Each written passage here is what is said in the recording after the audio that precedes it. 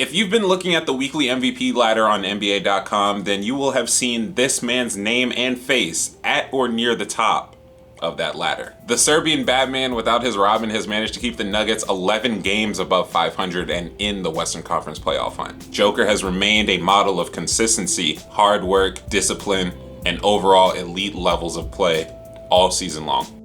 This is the MVP case for Nikola Jokic.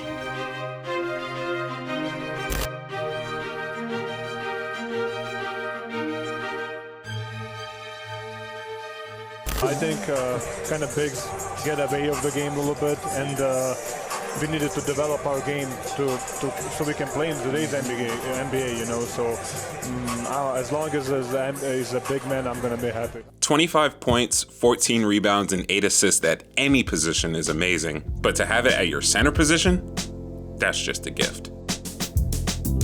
And even more of a gift because it's also never been done before. Not Wilt, not Oscar, not Hakeem, nobody. No player has ever averaged even 25 points, 13 rebounds, and 6 assists, and yet Joker is on pace for 26, 14, and 8 this year.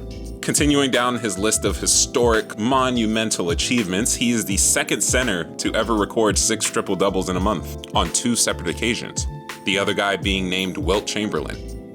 Obviously. His shooting splits across the board have taken a dip, yes, but honestly dropping from a level 100 to about a level 99 or 98 doesn't typically matter in the grand scheme of things, especially in this instance. There was an 8-game stretch in January that saw Jokic averaging, and I'm slowing down because I just, even after looking at the numbers, I cannot believe what I'm looking at, but here goes. The 8-game stretch in January, Jokic was averaging 29 points, 13 rebounds, 10.5 assists on, get this, because this is the most stupid thing about this, 59% from the field, 45% from 3, and 93% from the line. What are we doing here?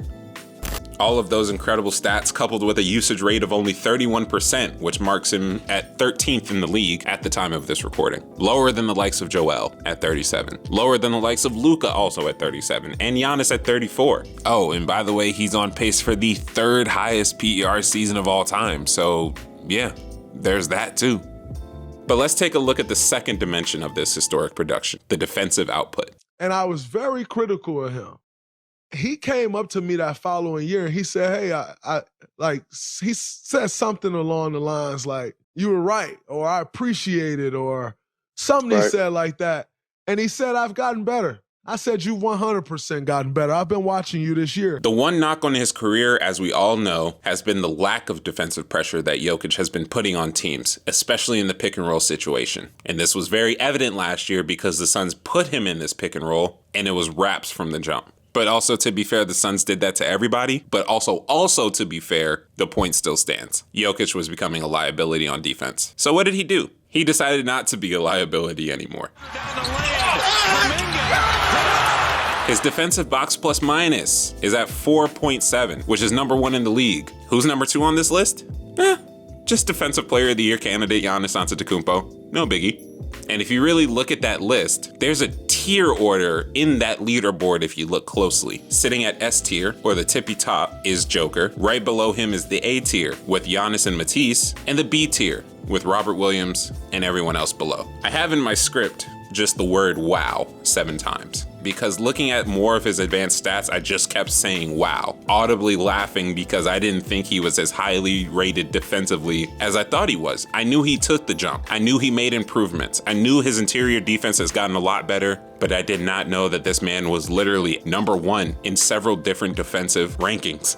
He's incredible. He's 2nd in the league in defensive win shares. He's got the number of game-sealing famous blocks. He's got the clutch contests. He's got more active hands that lead to timely steals. Jokic has made sure that on the defensive end, he is no longer a pushover. He is now, with the addition of such elite defense, having an even better season than his MVP season. And this is not my fandom. This is a very objective series. And objectively, Jokic has gotten better than his MVP year. His case grows stronger every single game, and it's hard to kind of discount what he's been doing. Because as I mentioned, yes, the defensive thing was a lot of what people were clinging to. It was the only thing that people saw that they could use to justify him not being an MVP candidate. This is probably his strongest case for MVP. Aaron Gordon, Will Barton, Monte Morris, Bones Highland, Facu Campazzo, Jeff Green, and Boogie Cousins. These were the tools Jokic was given to commandeer this Nuggets team to the playoffs. And guess what? He is exceeding every single expectation that people had of him with this roster. There was a 4-game stretch in January during his monster month where he averaged almost a 30-point triple-double. That 4-game stretch included Austin Rivers and Facu Campazzo starting next to each other for 4 straight games. Ask yourself how the Nuggets are supposed to win games. Ask yourself how much Jokic has to do to win games with that duo as his backcourt. Jokic averaged 24, 16, and 5.5 and managed to beat the Warriors with Steph Curry.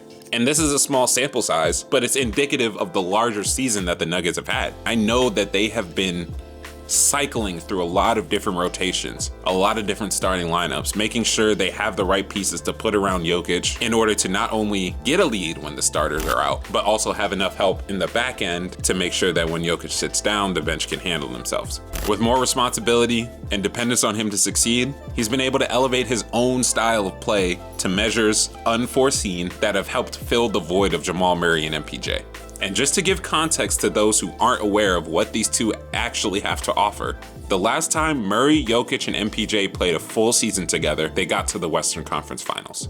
These are two players who were shooting over 40% on 6 or more attempts a night in the 2020-2021 season. These are two players that have the ability to score 20 points every single night. Jamal Murray became most famous for his playoff performance in the bubble against Donovan Mitchell against the Jazz, dropping 50 points here and there, acrobatic layups, great shots, clutch shots. He was doing it all. That's the player Jokic was playing with. And then on the other side, MPJ, who famously had the second most efficient 19-point per game season of all time, behind, surprise, surprise, Wilt Chamberlain. So you're seeing the type of ammo that Jokic normally plays with. You're seeing the firepower that he has on his side, and now you take it away from him, this team should be nothing. But they're everything, because Jokic is everything. If you agree or disagree with my comments, be sure to let me know down below in the comment section. I will appreciate any and all feedback about the video, about the content, about anything. I'm looking to get better, and I want these videos to be good and objective. Let me know if you think Jokic is the MVP candidate or the clear-cut favorite for the award this year. I've got nothing else here today, so I will see you guys next week with edition number 2 of MVP Case. See y'all later.